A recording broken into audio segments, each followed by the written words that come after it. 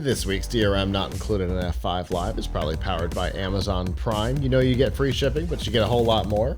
You get free music with Amazon Prime Music. You get free TV, movies, and documentaries with Amazon Prime Video. You get free video games and a free Twitch subscription that you can use to help support our coverage at Amazon Prime Gaming, and a whole lot more. If you don't know how these features work or you want quick links, we've got those, and a 30-day free trial if you're not already a Prime subscriber, and all of that is available by going to f5live.tv/prime. I think Friday was Disney Plus Day. That means that Disney followed in the footsteps of DC a month ago in showing off and announcing a lot of new content coming to their platform. They showed off Marvel stuff. They showed off Lucasfilm, mostly Star Wars stuff, Pixar, and Disney proper, all kinds of stuff. And just like DC, like I said, there's a lot of things. Agatha, House of Harkness, on the Marvel side, was the thing that kind of struck me as the most interesting. I've always been a fan of Catherine Hahn's. Everything she's ever been in, she's both funny and serious, and she's just a great actor. So more of her seems like a win to me. Were you a fan of her character? I mean, honestly, I know a lot of people really liked WandaVision. It was okay. I wasn't as excited I watched the whole series. I wasn't as blown away by it as others. I like some of the other Marvel series that have come since then more, like Loki and I felt Falcon like and Winter Soldier. I felt like she was better than the series. Yes, true. So I think pretty much any live action Marvel thing they put there I will watch, so I'm sure I'll watch it. I'm sure I will watch it, but I was more interested to see the latest look at She-Hulk, which we knew was coming, and Ms. Marvel, which we knew was coming. So but we got very little bit more information on those. Yeah. I think that's good. A lot of animated titles. I am looking forward to, for all the wrong reasons, the Guardians of the Galaxy holiday special, because the Star Wars holiday special was such a disaster that Lucas himself has dedicated his life to destroying all evidence that it ever existed.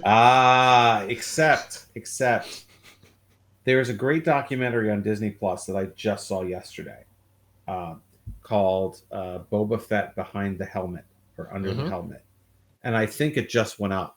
I think it's new as part of Disney Plus Day. As part of Disney Plus Day, it was released. Because I think they're doing that because Book of Boba Fett show is coming on December 29th. Right, so being a big Boba Fett fan since back in the day when I was desperate to get a Boba Fett action figure when they first came out, I watched that, and the real introduction of Boba Fett was in the Star Wars Christmas special. So they were showing some footage from the Star Wars Christmas special in this documentary. So. That's sort of, depending on whether you count a parade, that is the first appearance of Boba Fett. So, obviously it's going to try to be better than that. It's just going to try to be funny. Yeah. And the fact that it's gun both behind the pen and the camera is good, but that doesn't guarantee its success. Holiday specials are almost never a success from within a universe. It doesn't matter which one. So I can't wait for that reason. The one that Alante is most excited about is X-Men 97. He was a huge fan of the original series, Yeah. and the idea that they are essentially picking up where they left off, from what it sounds like. They didn't give a whole lot of information, but it definitely sounds like they're just picking up where they left off in the 90s and saying, go. So that universe, new stories, with hopefully that animation style, huge win. A lot of people have been talking about it ever since they made the announcement. I am also interested in not the actual series, but what it means. The Spider-Man freshman year, theoretically, the contract between the two ends at the end of this movie, but this suggests that it doesn't. Sony and Marvel / Disney have obviously worked out something, because the details of the contract extension were never really released publicly. Right. So this means, because this series is an animated series that takes place in the MCU and will be available as a Disney Plus exclusive, detailing Peter's life up to the first film.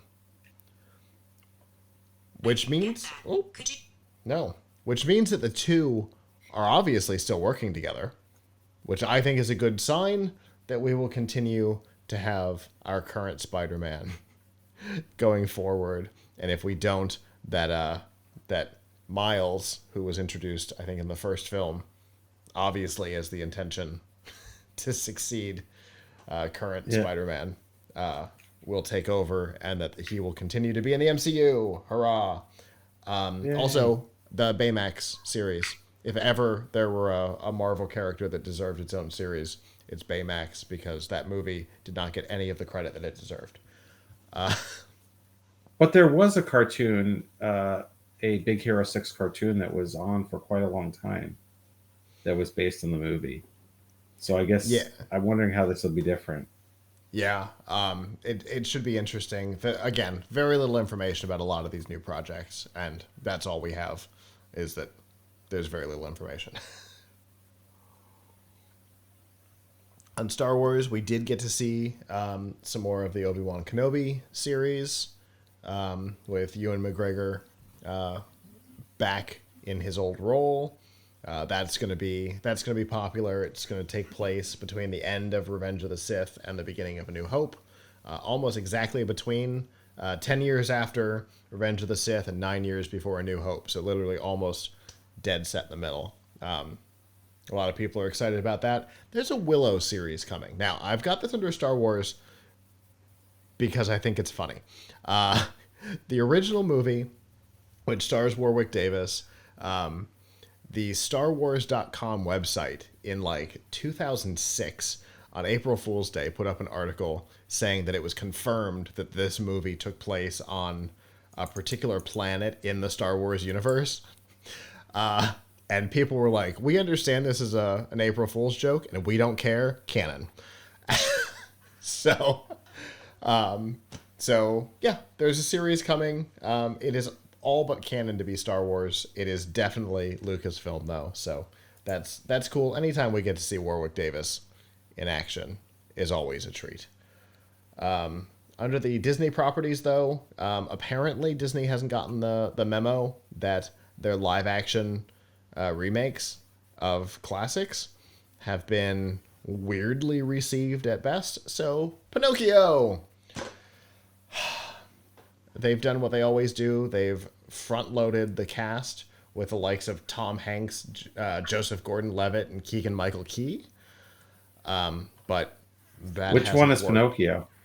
A fair question. Tom Hanks was the first Joseph name Gordon-Levitt? listed. Tom Hanks was the first name listed. So I don't know. I think Tom Hanks would be Geppetto.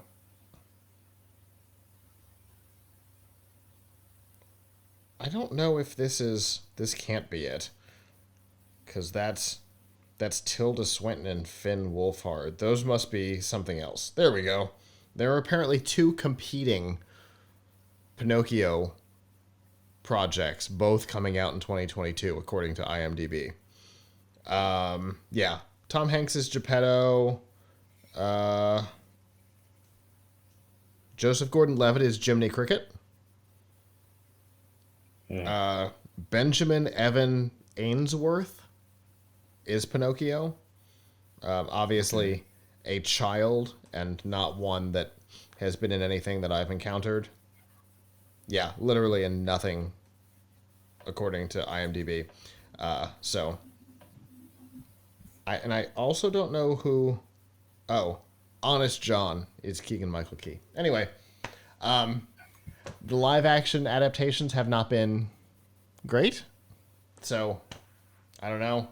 But staying in that in that realm, Chippendale Rescue Rangers is going to be a film that's going to be a hybrid. Is it a film? Yes. It's a hybrid, partially animated and partially live action. I don't know. I don't know. I also don't know about John Mulaney and Andy Samberg as Chippendale. Yeah, the thing you just did with your eyes was all I needed. Yeah, I mean, I don't know. They every now and again. The thing is, your standards are. Well, I shouldn't say everyone's. My standards are much lower for movies I'll watch with my children than movies I would watch by myself.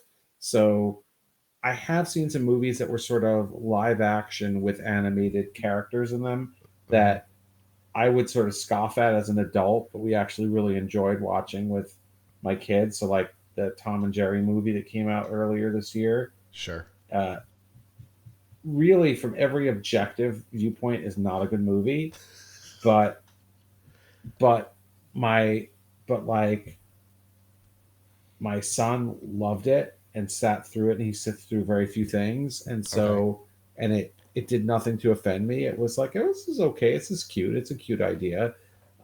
So I don't know, this like we've seen the Smurfs movie and the Sonic movie and other movies where the premise is like, which sounds like this. That's what this sounds like.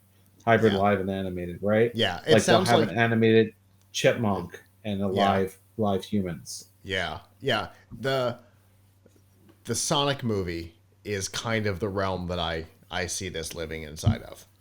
So right. Hopefully there won't have to be a fan write-in campaign to get them to re-render Chip and Dale like there was to get them to re-render Sonic. Because do people care that much about Chip and Dale? About the rendering of Chip and Dale? See, and as they do with Sonic? That's the thing, right? I don't know. Because I don't know who this is aimed at. Is it aimed at my generation looking for a nostalgic retelling of Chip and Dale? Or is it aimed at your son's generation? I don't know. So that will determine the feelings. I think it's aimed at my son's generation, but they're thinking that the parents will turn it on for their kids because, like, oh yeah, these are my cartoon characters. Like that was the thing with me and like Tom and Jerry, right? I grew up watching Tom and Jerry cartoons. My son has not seen a ton of Tom and Jerry cartoons before that, but I was like, hey, Tom and Jerry, I like Tom and Jerry. We should watch Tom and Jerry together. So it's a kid's movie, but the adults will come through the door because with their kids. I think it's parents. That's what I think.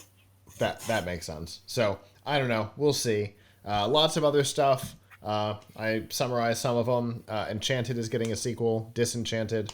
Hocus Pocus is getting a sequel 30 years later. Hocus Pocus 2. Diary of a Wimpy Kid is getting an animated series to complement the half dozen films that appear to be on Hulu. And then a whole bunch more. This is only some of the ones that stood out to me. They announced so much stuff that I obviously couldn't cover it all. But it does look like the next 12 to 18 months are going to be pretty wild for Disney Plus. Hello, YouTube. Thanks for watching, and I hope you enjoyed this episode of F5 Live Refreshing Technology. If you did, please subscribe to the channel down below, and of course hit the notification bell because we know that subscriptions don't mean much on YouTube anymore. If you've got topics that you'd like us to talk about in the future, please comment them down below. And if you'd like to not follow us on YouTube, there's lots of ways that you can follow along with our content by going to plughitslive.com/subscribe. There you'll see all of our shows and all of the ways that you can watch, listen, and follow along.